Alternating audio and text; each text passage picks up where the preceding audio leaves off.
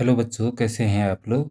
बच्चों, जैसा कि आप लोगों को पता है कि उत्तराखंड सरकार और भारत सरकार विभिन्न प्रतियोगी परीक्षाएं कराती हैं, कुछ स्कॉलरशिप की परीक्षाएं भी कराती हैं। तो उनमें जो है कक्षा 6, 7, 8 से पूछा जाता है। तो उसी को दृष्टिगत रखते हुए हमने ये बहुविकल्पी प्रश्नों का एक यहाँ पर वीडियो बनाई है और आगे भी बनते रहेगी। तो यहाँ पर हमने कक्षा 8 का लिया है संसाधन यानी कि रिसोर्सेज, उस पार्ट से, उस चैप्टर से जो है हमने यहाँ पर बहुविकल्पी प्रश्न पर चर्चा करेंगे। तो पहला प्रश्न है बच्चों, इनमें से किसकी कुछ उपयोगिता है? ठीक है, तो उपयोगिता किसकी है? पानी की, बिजली की, सब्जियों की या ये सभी? तो बहुत आसान सा प्रश्न है, ये सभी। तो ये सभी जो है इसका सही उत्तर हो जाएगा। चलते हैं नेक्स्ट क्वेश्चन की ओर। तो प्रश्न 2 है, इनमें से किसका आर्थिक मूल्य है? भूदृश्य का आर्थिक मूल्य है? नहीं, आप उसे फ्री में देख सकते हैं। घरेलू उपचार, ये भी घरेलू उपचार भी फ्री में हो जाता है, लेकिन धातु जो है, ये मेटल जो होता है, इसका जो है आर्थिक मूल्य है। तो ऑप्शन सी जो है इसका सही उत्तर हो जाएगा। प्रश्न 3 है, पृथ्वी पर संसाधन असमान रूप से वितरित हैं क्योंकि? तो जो पृथ्वी है, पृथ्वी पर ये पृथ्वी है, पृथ्वी पर जो है संसाधन माना लोहा है, यहाँ ज़्यादा है, यहाँ कम है, यहाँ बिल्कुल नहीं है। वैसे ही सोना है, यहाँ बिल्कुल नहीं है, यहाँ पर थोड़ा कम है। तो इस तरीके से ये असमान रूप से वितरित है ना पूरे पृथ्वी पर। तो इसका कारण क्या है, ये पूछा जा रहा है बच्चों। तो कारण क्या है? विभिन्न प्राकृतिक परिस्थितियों के कारण, विभिन्न प्राकृतिक परिस्थितियाँ मतलब कि कहीं पर पर्वत हैं, कहीं पर पठार है, कहीं मैदान है, ठीक है, कहीं रेगिस्तान है या कहीं समुंदर है। तो ये सब विभिन्न प्राकृतिक परिस्थितियाँ आ गई, या फिर विकास के स्तर के कारण, या तकनीकी स्तर, या ये सभी। तो सही उत्तर हो जाएगा विभिन्न प्राकृतिक परिस्थितियाँ। चलते हैं अगले प्रश्न की ओर। अगला प्रश्न है, प्रकृति से प्राप्त और बिना अधिक संशोधन के उपयोग किए जाने वाले संसाधन को क्या कहते हैं? ठीक है बच्चों, तो प्रकृति से प्राप्त तो हर चीज़ होती है, लेकिन बिना अधिक संशोधन किए, कोई फ़िल्ट्रेशन की उसमें ज़्यादा ज़रूरत नहीं पड़ी है, तो उसको उपयोग किए जाने वाले संसाधनों को क्या कहते हैं हम? जैसे कि हवा है, हवा को हम फ़िल्ट्रेशन नहीं करते, डायरेक्टली इन्हेल करते हैं, ठीक है? और उसी प्रकार जो पानी है, पानी को भी ज़्यादा फ़िल्ट्रेशन की ज़रूरत नहीं पड़ती है, कहीं पर भी हम नदी का पानी पी लेते हैं, झरने का पानी पी लेते हैं। और अगर फ़िल्ट्रेशन की ज़रूरत भी पड़ती है, तो छोटे-मोटे फ़िल्टर वगैरह हम यूज़ कर लेते हैं, ठीक है? तो या सूर्य का प्रकाश है, तो ये सब जो है कोई बिना अधिक संशोधन किए हम प्राप्त कर लेते हैं। तो ये पूछा जा रहा है, तो इन संसाधनों को क्या कहते हैं? मानव निर्मित संसाधन है ये, या प्राकृतिक संसाधन, या सांस्कृतिक संसाधन, या इनमें से कोई नहीं?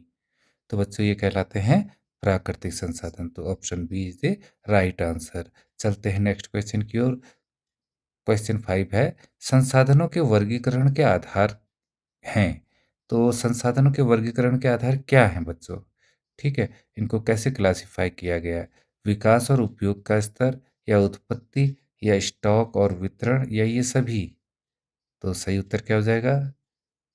हाँ जी, बिल्कुल, ये सभी के द्वारा जो है इन संसाधनों को वर्गीकृत किया गया है। नेक्स्ट क्वेश्चन, जिन संसाधनों की मात्रा ज्ञात है उन्हें क्या कहते हैं? तो उन्हें क्या कहते हैं बच्चों? ये आपने क्वेश्चन में पढ़ा होगा अपने स्कूल में, आपके टीचर्स ने पढ़ाया होगा कि जो है, जिन संसाधन की मात्रा ज्ञात है उन्हें क्या कहते हैं? संभावित संसाधन, संभावित संसाधन यानी कि जिनकी मात्रा हमें ज्ञात नहीं है। वास्तविक संसाधन, जो हमारे पास अवेलेबल हैं। तो तो क्या है, मात्रा ज्ञात है, तो वास्तविक संसाधन क्या कहलाएँगे? वास्तविक संसाधन। अगला प्रश्न है बच्चों, प्रश्न 7, जैविक संसाधनों का एक उदाहरण दीजिए। ठीक है, जैविक संसाधन। तो ऑप्शन है चट्टानें, खनिज, मिट्टी, या जानवर। तो चट्टानें क्या है? ठीक है, शैलों से बनी होती हैं, तो नहीं है। खनिज नहीं है। मिट्टी मृदा से ही बनी होती है, वो भी पत्थर और चट्टानों से ही हवा से टकरा करके बनती है। तो जानवर जो है जैविक संसाधन है बच्चों, ठीक है, चलते फिरते जैविक संसाधन है ये। तो ऑप्शन डी जो है राइट आंसर हो जाएगा।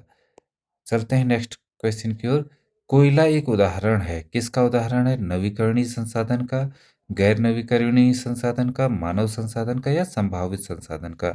तो देखो बच्चों क्या है, कोयला संभावित संसाधन तो नहीं हो सकता।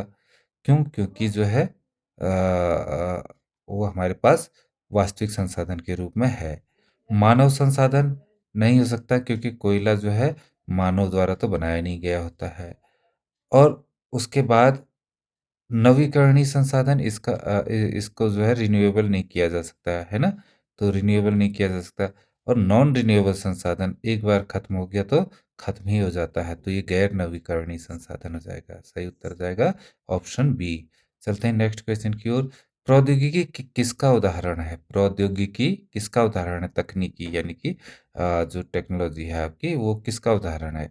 प्राकृतिक संसाधन का या मानव निर्मित संसाधन का या ए और बी दोनों का या इनमें से कोई नहीं। तो देखो प्राकृतिक संसाधन में तो टेक्नोलॉजी का ही मतलब ही नहीं होता, ठीक है? प्रकृति की अपनी टेक्नोलॉजी है, उसका तो हम तोड़ निकाल ही नहीं सकते। तो टेक्नोलॉजी जो है वो मानव निर्मित संसाधन है बच्चों, ठीक है? तो राइट आंसर हो गया बी।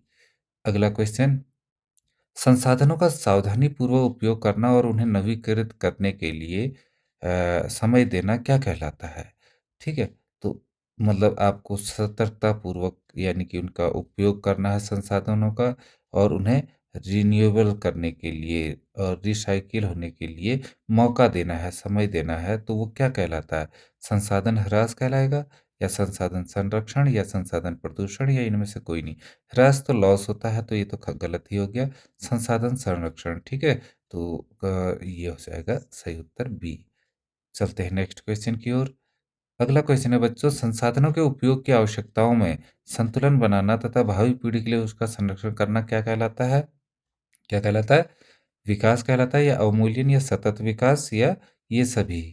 तो क्या कहलाएगा? उपयोग की आवश्यकताओं में संतुलन बनाना, ठीक है? उपयोग भी करना है और उसे संतुलन बनाते हुए भावी पीढ़ी के लिए उनका संरक्षण भी कहलाना, तो क्या कहलाएगा? Continuous development. तो सतत विकास हो जाएगा ये बच्चों, ठीक है? नेक्स्ट क्वेश्चन में आप सही या गलत बताएंगे। तो प्रश्न 12 है, गैर नवीकरणीय संसाधनों का भंडार असीमित है। तो असीमित है गैर नवीकरणीय संसाधन, गलत है ना? गैर नवीकरणीय जिनका नवीकरण नहीं हो सकता, जो नॉन रिन्यूएबल है, तो उनका भंडारण सीमित है। तो ये क्या हो जाएगा? गलत हो जाएगा इसका, ये क्या है? गलत। अगला क्वेश्चन, लद्दाख में पाया जाने वाला यूरेनियम संभावित संसाधनों का एक उदाहरण है। ठीक है? तो लद्दाख में जो यूरेनियम पाया गया है वो संभावित संसाधनों का एक उदाहरण है। ठीक है, यूरेनियम पाया गया तो संभावना है कि वहाँ बहुत अधिक मात्रा में यूरेनियम के भंडार होंगे, तो ये सही हो गया। ठीक है? सही। अच्छा, चलते हैं नेक्स्ट। प्रश्न 14, सर्वव्यापी संसाधन हर जगह पाए जाते हैं। ठीक है? नाम ही ये थोड़ा-सा लिखने में गलत हो गया, सर्वव्यापी। ठीक है? तो सर्वव्यापी ऐसे होता है, आप लोग सही कीजिएगा, सर्वव्यापी। तो सर्वव्यापी संसाधन जो हैं, वो हर जगह पाए जाते हैं। सही है या गलत? सर्वव्यापी तो हर जगह लिखा ही है। इससे हम शब्द से ही समझ सकते हैं, सर्व माने प्रत्येक जगह, व्यापी माने व्याप्त। तो ये सही हो गया उत्तर। ठीक है? चलते हैं नेक्स्ट क्वेश्चन की ओर। वायु व्यावसायिक दृष्टि से मूल्यवान है। ठीक है? तो जो वायु ऊर्जा है, वायु मतलब एयर एनर्जी जो है हमारी, वो व्यावसायिक दृष्टि से मूल्यवान है। हाँ, बिल्कुल हो सकती है। आजकल पवन ऊर्जा के कई सामान बन सकते हैं। ठीक है? तो ये सत्य हो जाएगा, राइट हो जाएगा, सत्य। नेक्स्ट क्वेश्चन है, मानव संसाधन से तात्पर्य लोगों की संख्या और क्षमताओं से है। मानव संसाधन से तात्पर्य लोगों की संख्या और उनकी क्षमताओं से, बिल्कुल सही है। डॉक्टर है, ठीक है, टीचर है, ये सब क्या है? मानव संसाधन है। तो लोगों की संख्या और क्षमताओं से है, तो ये सही हो जाएगा। क्या हो जाएगा? सही हो जाएगा। आज का अंतिम क्वेश्चन है, संसाधन पूरी पृथ्वी पर समान रूप से वितरित हैं। तो ये सही है या गलत? बिल्कुल, अभी इससे पहले सवाल आया था कि संसाधनों का पृथ्वी पर समान रूप से वितरण वाली बात आई थी, तो संसाधन पूरी पृथ्वी पर समान रूप से वितरित नहीं है, गलत है। ठीक है बच्चों, ये हो गया गलत। तो आज की वीडियो में इतना ही, और जिन बच्चों ने अभी तक चैनल को मेरे सब्सक्राइब नहीं किया, प्लीज़ सब्सक्राइब करें और चैनल को शेयर और लाइक अवश्य कीजिएगा। तो मिलते हैं अगली वीडियो में बच्चों, तब तक के लिए बाय बाय।